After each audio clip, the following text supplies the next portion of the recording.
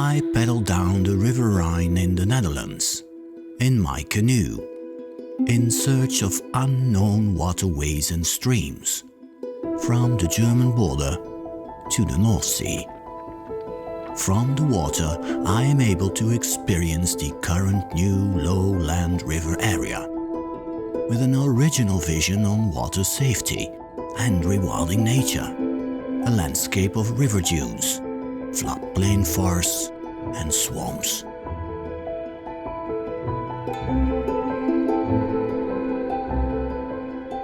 In search of spectacular new wildlife.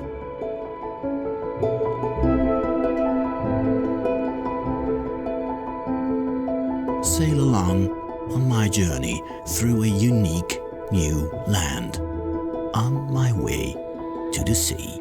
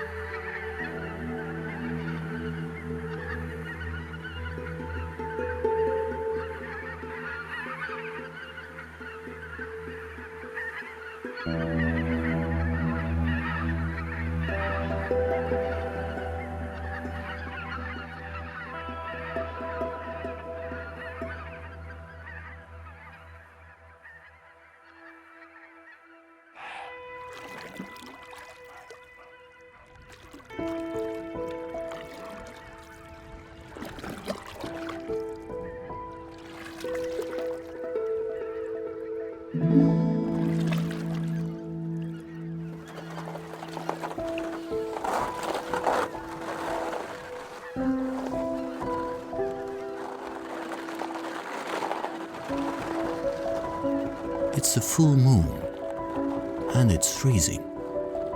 I'm sailing through a thin layer of ice. I hear subtle splashing and soft gnawing, the sound of beavers.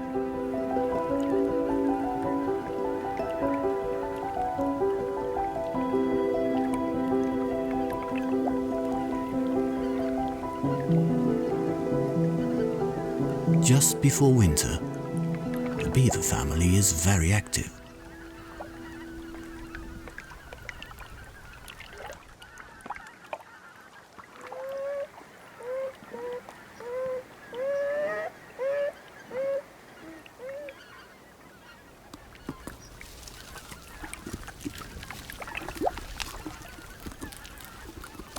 The last fresh willow branches are collected.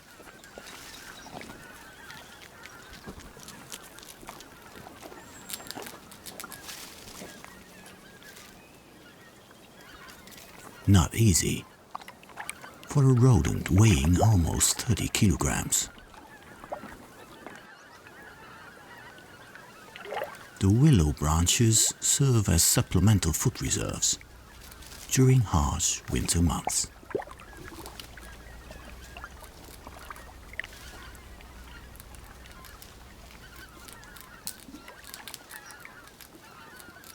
Beavers really belong to the water-rich lowlands of the Netherlands. Last century, they were extinct.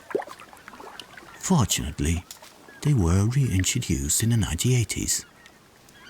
Successfully. I come across them almost in the entire river area.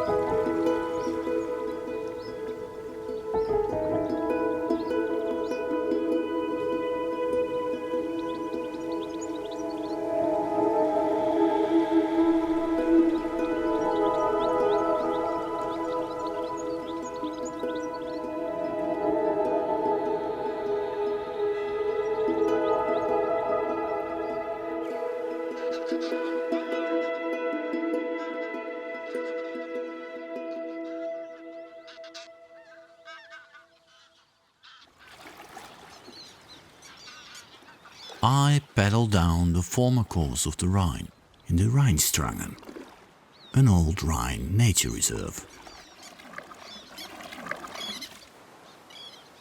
A few hundred years ago this was still an active flowing river. Not anymore. Large reed beds grow into the water. A bird concept echoes from the reeds.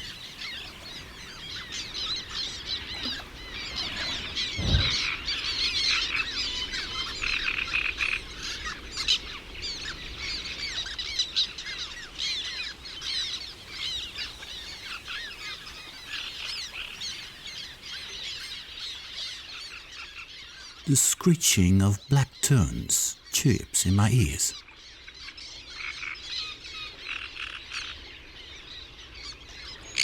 They have just returned from their trip from West Africa.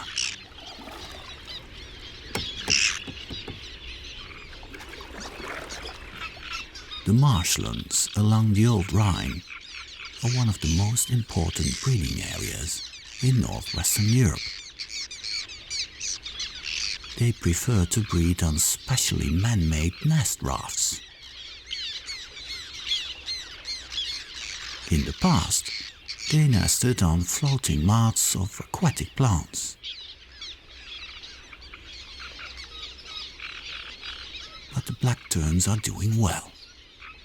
Hundreds of pairs of black terns are now breeding here.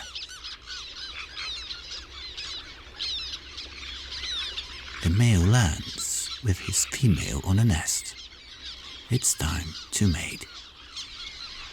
The start of the breeding season.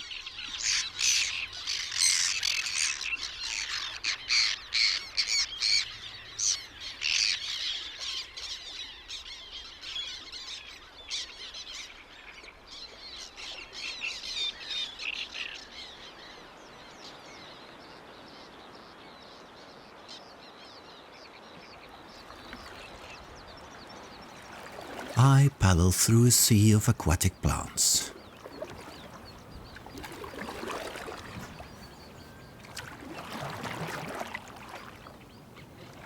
In the distance I hear loud and clear the great reed warbler.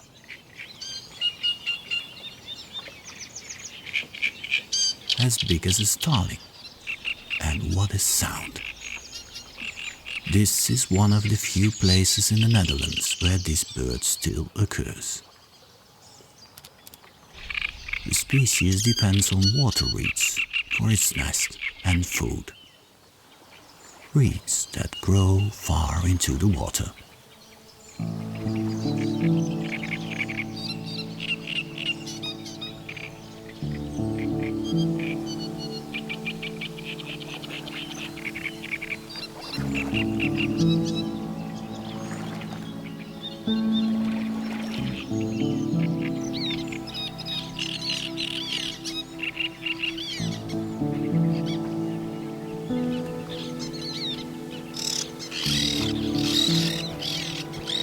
The black terns have chicks in mid-June.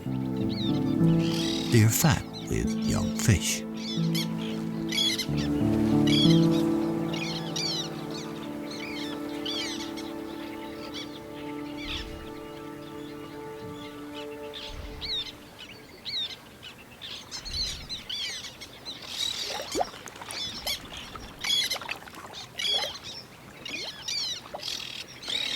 But black terns also eat insects. A large dragonfly makes a welcome change to the menu.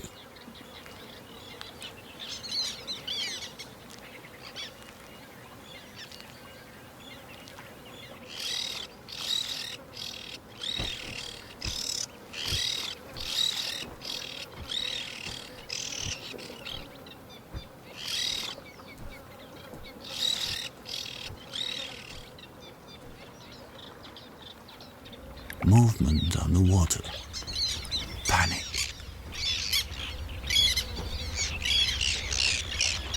The colony is now working well together. Danger looms below the water level.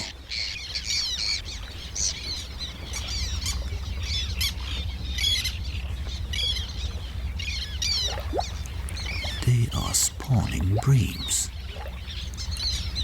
The male bream defends small territories underwater.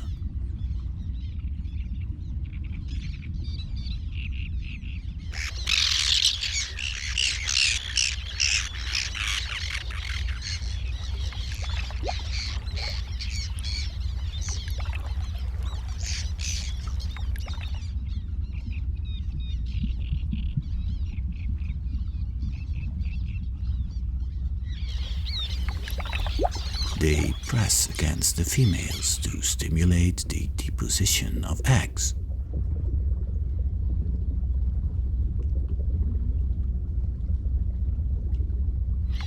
The splashing frightens the terns. One last check. The breams are not a danger at all.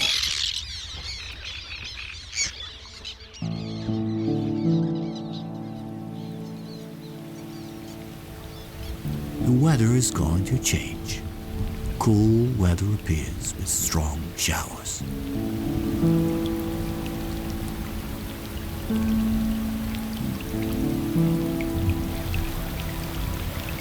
Black tern chicks are now very vulnerable in the middle of the water. The chicks can easily become hypothermic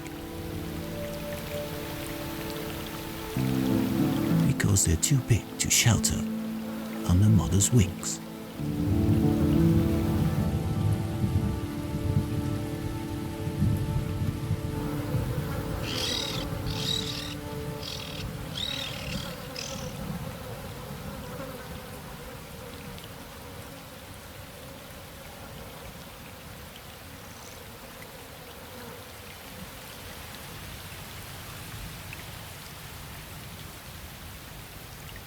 Fortunately for the terns, the weather conditions improve.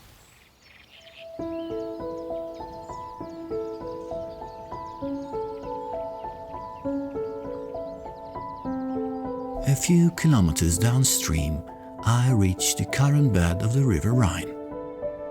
This is where the river divides. 2/3 of the water turns left as the river Waal, and 1/3 turns right as Rhine and Ijssel. I follow the Waal to the new nature reserve of the Millingerwaard.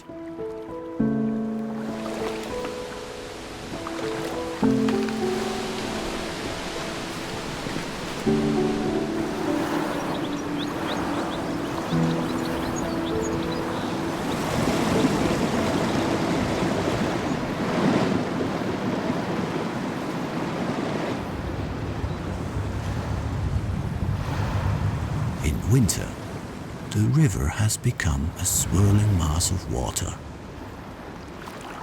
Due to rain and melting water, the water level has risen to above 13 meters above sea level. It is a strange sensation. I'm paddling through a forest among the tree canopy. The river floodplains have been flooded now. Food is floating on the surface.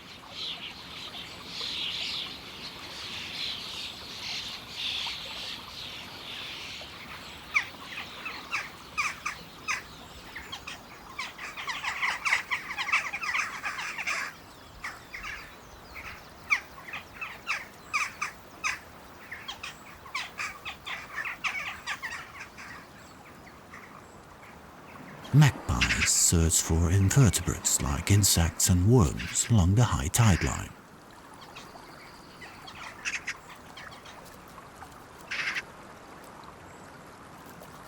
A mole also seeks higher grounds.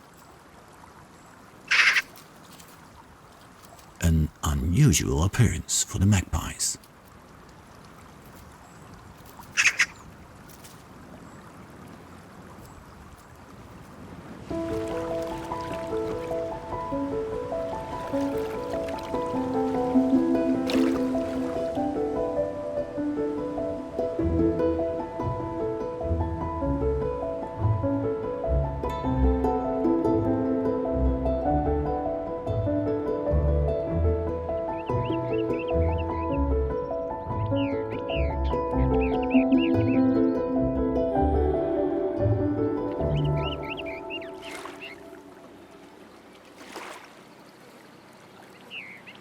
summer in the Millingerwaard. I sail along a living river dune of almost 4 meters high. The wind and water have created the dune. Previously, agriculture dominated here. Now nature flourishes.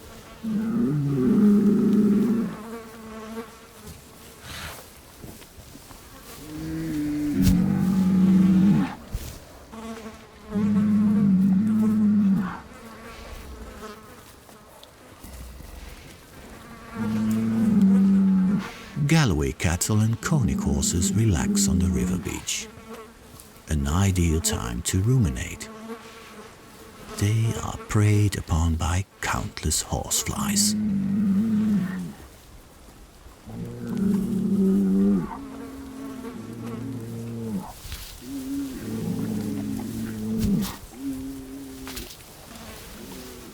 A long tail does a good service now.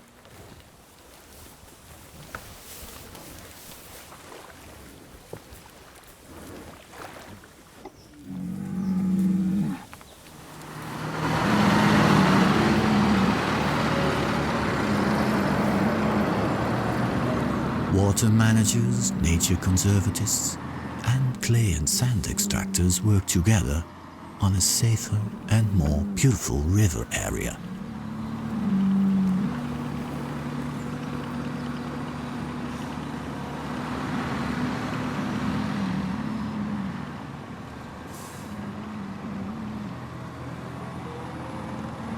A new bypass of the river is being constructed to be able to store water during high water levels.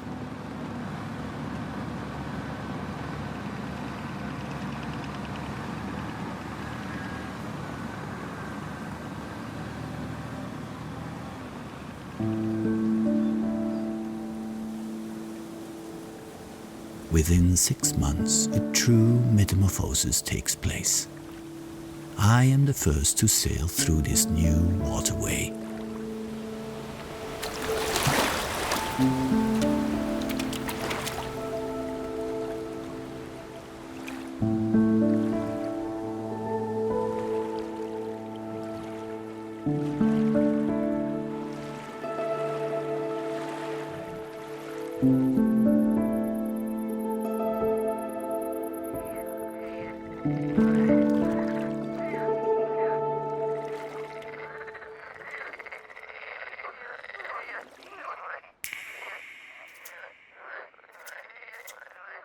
It was a cold summer night. The Meadow Damselflies have become dewy. The males are metallic blue, with striking dark wing bands.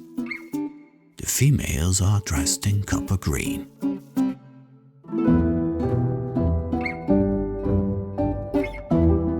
They anxiously await the arrival of the first rays of the sun.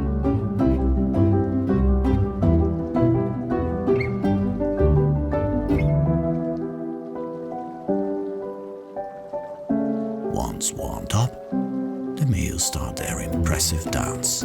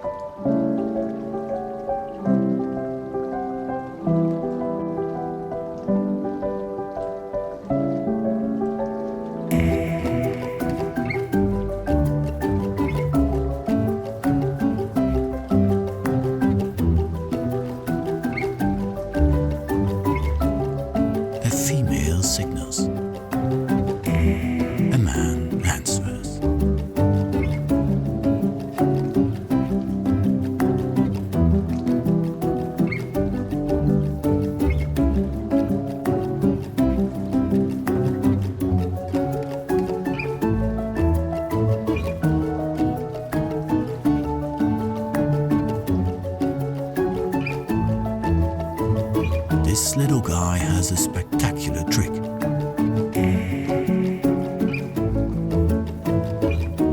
He is able to land on water.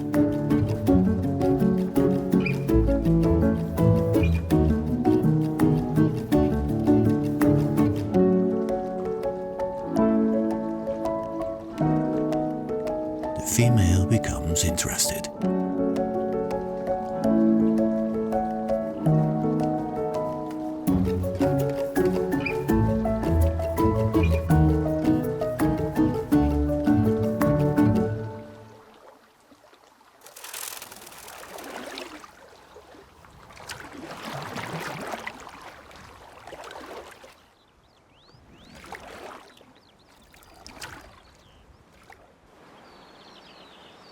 From the water I see the moraines of the failure looming in the distance, but also the activity of the city of Arnhem.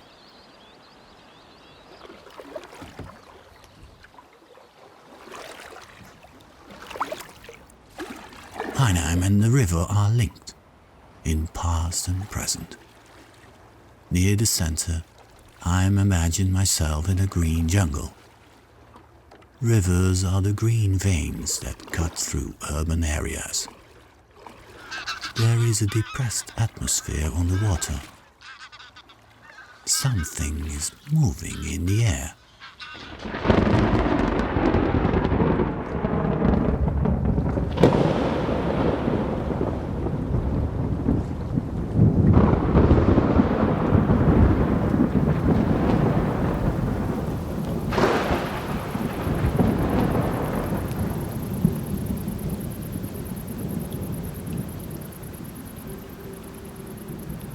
White flies suddenly appear in the twilight. They are burrowing mayflies.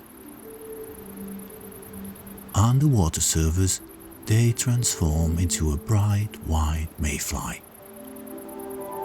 with remarkably long tail threads.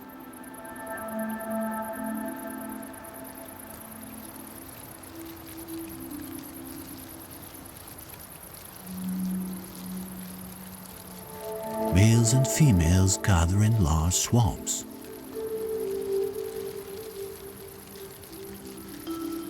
Summer snow. A magical moment.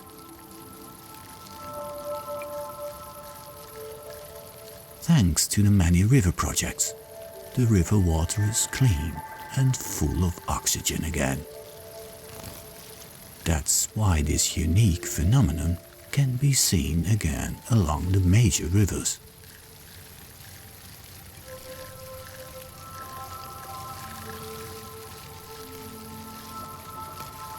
Females deposit 2 strands of eggs on and along the shore.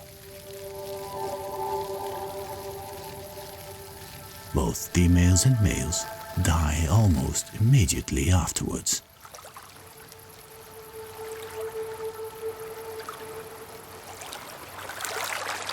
The river water takes the eggs into the depths, in anticipation of a new generation.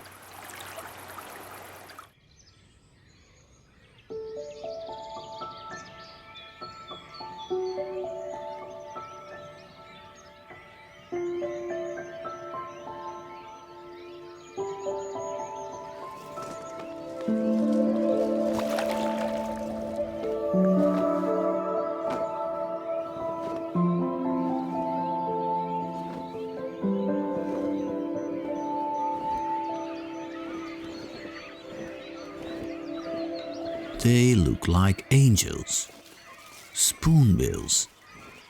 The rest of the season they are timid birds, but now they are exuberant.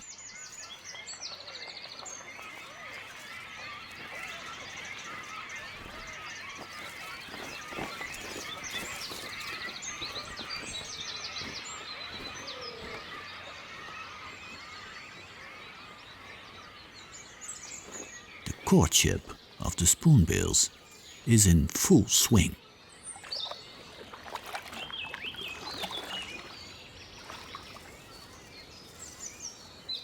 Who would have thought that? Spoonbills in the river area. In the 1990s, a colony started in the nature reserve the Blue Room near Rhine.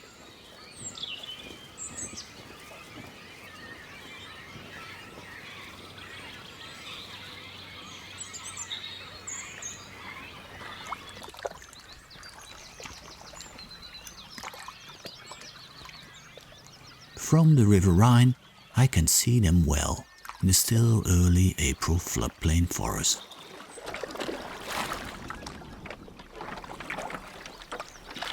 An impressive sight from the water, the Grebbeberg, a moraine relic fortress from the Ice Age, pushed up by the southernmost foothills of a glacier over 200,000 years ago.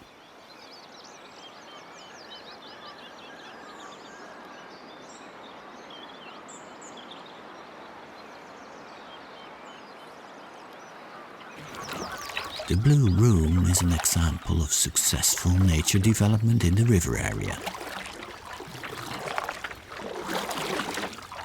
What was farmland 40 years ago is now a varied nature reserve with grasslands, thickets, riparian forests and floodplains. The winter dike has been partly removed here, so that the water can flow in and out freely. I sail along the foot of the moraine. It's the perfect day to look for grass snakes.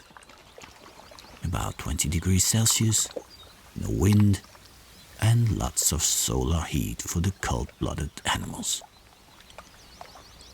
Carefully, I float my canoe along the reed bed.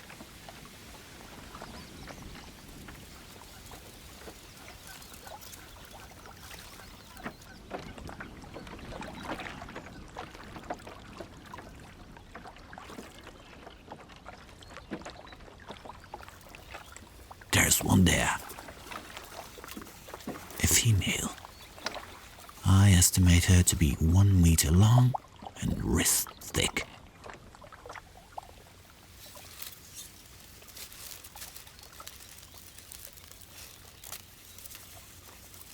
A male grass snake has awakened too. He spent the winter in a mouse hole.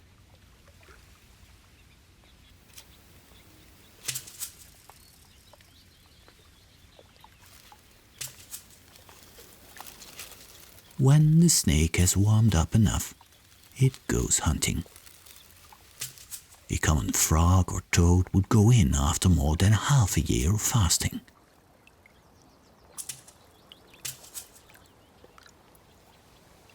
He tastes the air with his tongue. He's on the trail of a female.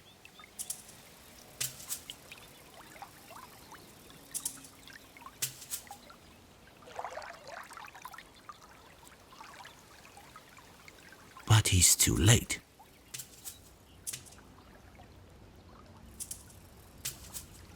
Several males have chased a huge grass snake female and are trying to mate with her. She is much larger than the males.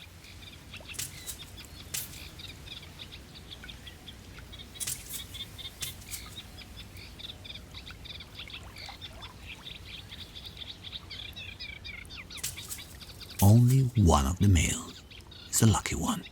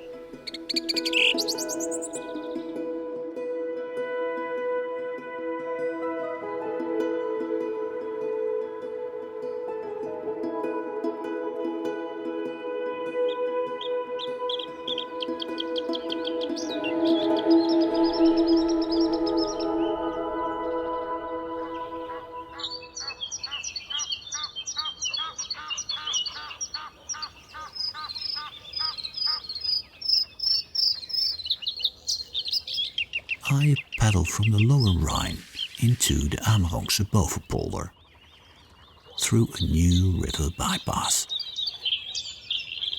A singing bluethroat welcomes me. Now, mid-April, his singing activity peaks. New nature's being developed here on the north bank of the lower Rhine. I paddle through a shallow gully into the swamp. Here and there, ancient iron-rich groundwater wells up, red with iron oxide. This mineral-rich water feeds the swamp.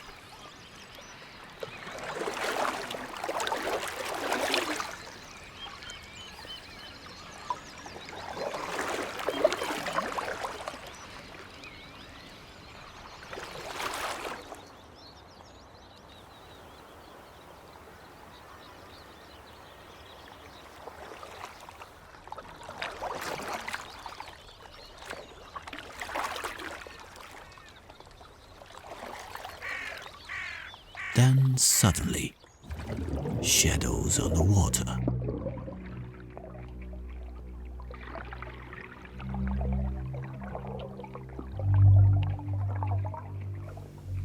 Common toads have reached their spawning grounds.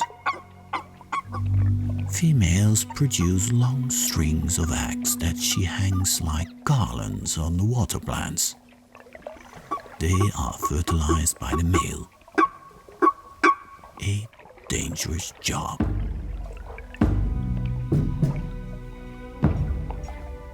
Frustrated, unpaired males wait for every movement in the water.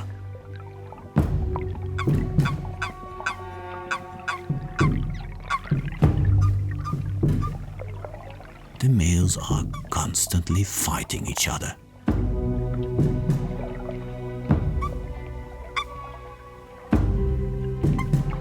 Once every few minutes, the toad pair has to go up to breathe.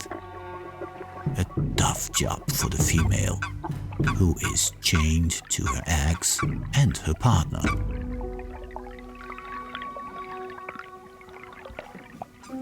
The couple has to stay away from the single males, but that's not easy.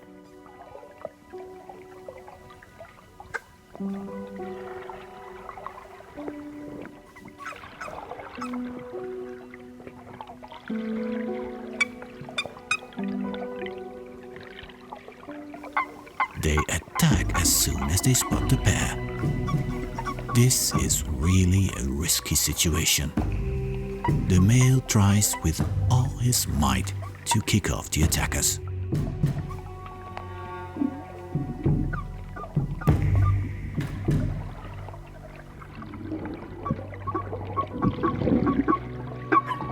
More and more bachelors are trying to conquer the female.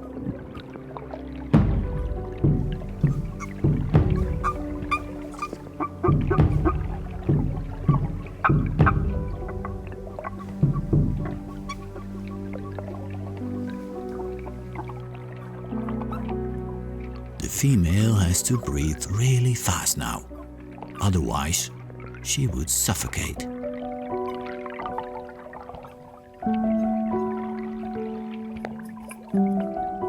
She takes a deep breath just in time.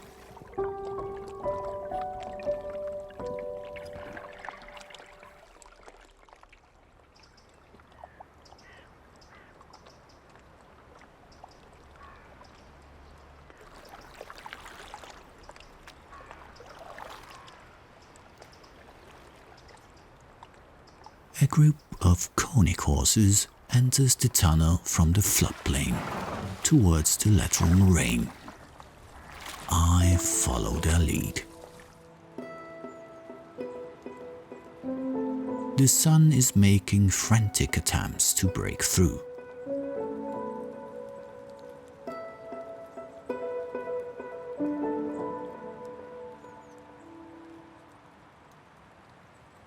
Something moves in the open field. I hear a sort of grunt. Fallow Deer. Their rutting season peaks at the beginning of November. A large male inspects his harem. The harem consists of hinds and calves. He is after the hinds. They could be in heat any time now. He is the boss and rules like a general over his harem. In the middle of his arena, he has a good view of possible rivals.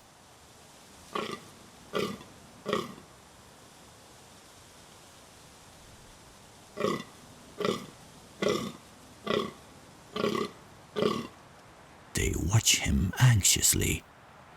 They can smell the hinds.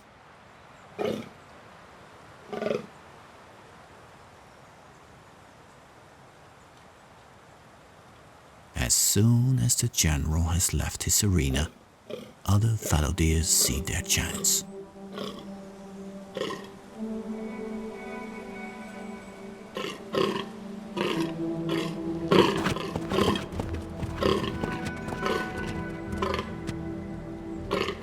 From all sides they rush to conquer their own harem.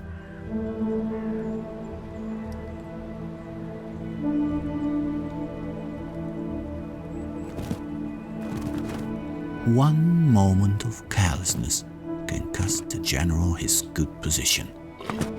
Other deer can run off with his females. With great leaps he thunders into his arena. He chases the other males away.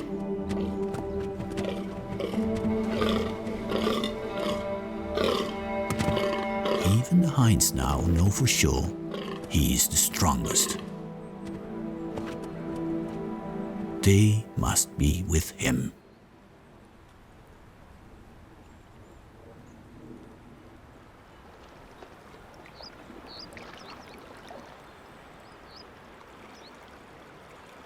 Further downstream in late May, I paddle through a completely different landscape.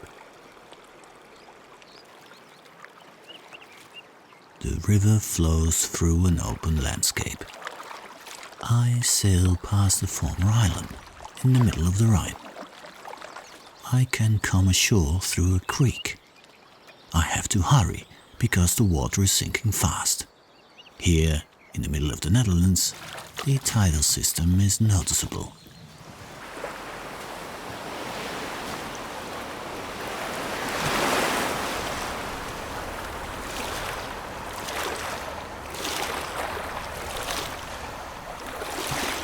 A mysterious creature appears from the tide line.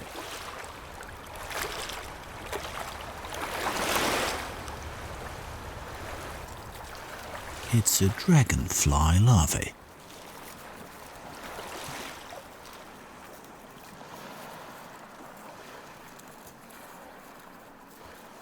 She has lived underwater for more than 3 years, and now the time has come to transform into an adult dragonfly. Purposefully, she crawls onto the river beach. She is looking for a safe place, high and dry on the river dune. It's a hellish journey for the little dragonfly larvae.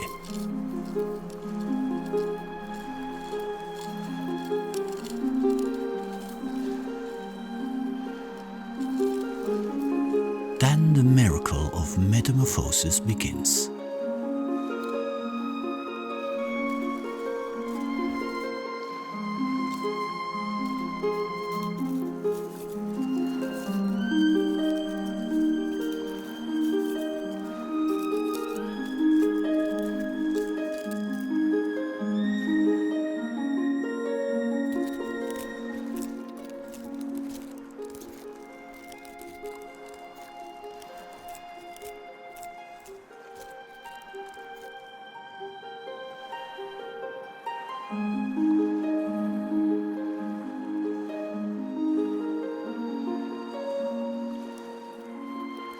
From the back part, a dragonfly carefully crawls out of the larval skin.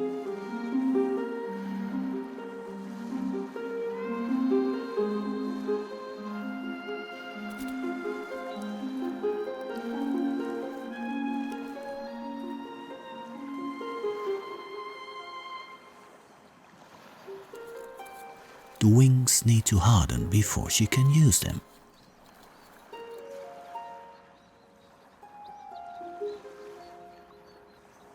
After being extinct for decades, a river clubtail returned in the river ecosystem.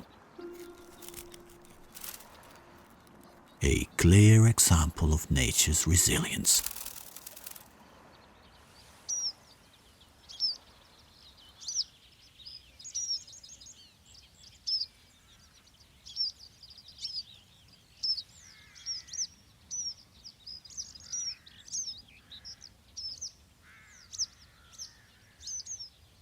The river dune is an oasis of flowers.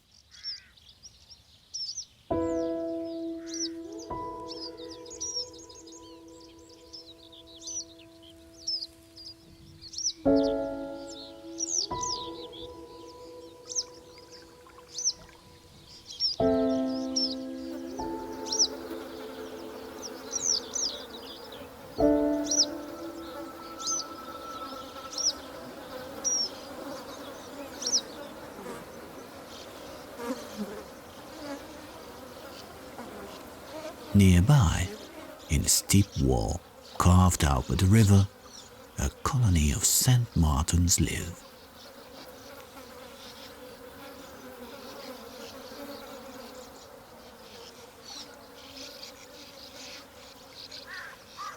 Small, agile brown and white insect hunters. They have dug nest holes in the sand. Almost fully grown young are about to fledge.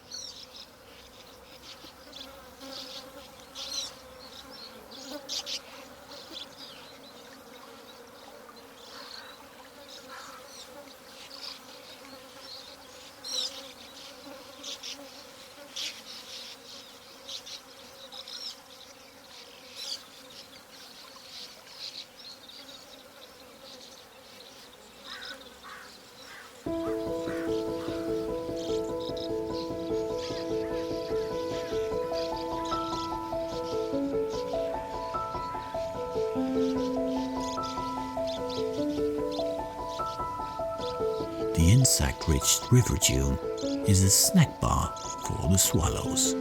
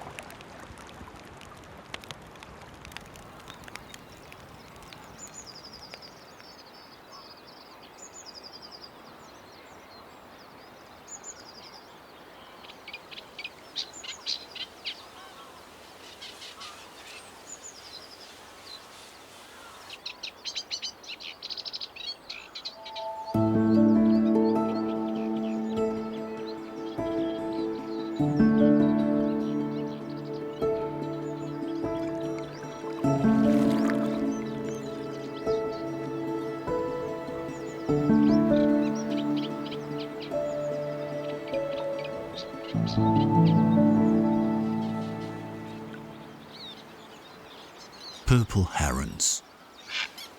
Rarely beautiful birds. Brown, red, almost purple they are now, with golden yellow necks. Migratory birds. Every spring they fly from Africa to the Netherlands and back again in autumn.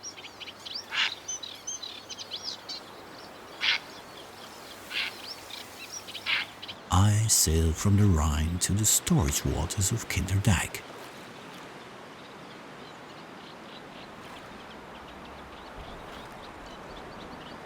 Ever-larging reed beds appear here in the downstream part of the River Rhine area.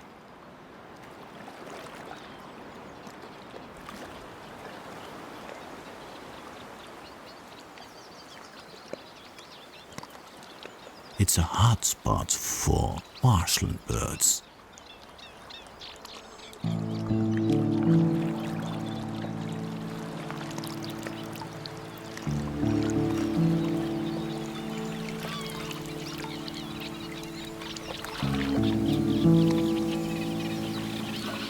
A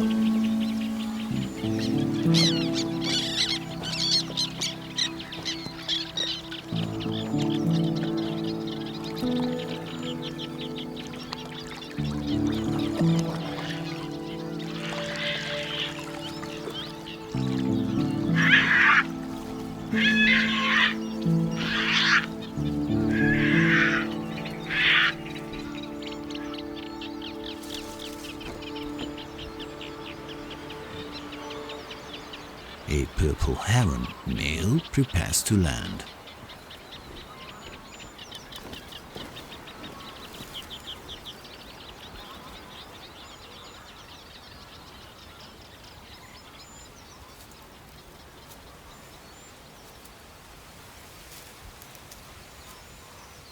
The nest is well hidden in the reeds, just above the water. He approaches very carefully. The pair has very young chicks. Changing up the guard.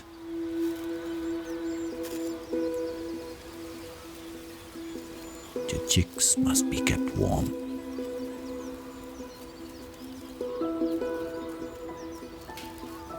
Here, the bird population is under pressure. The area of reed marshland shrinks. Water drainage has traditionally been crucial here for both the humans and animals. In the past, the windmills drained the polders. Now pumping stations do the job. Because of climate change, there are increasingly large differences in water level between the storage waters of the reed marshland and the main riverbed. As a result of this, a lot of water has to be drained in a short time, and valuable reed marshland is washed away.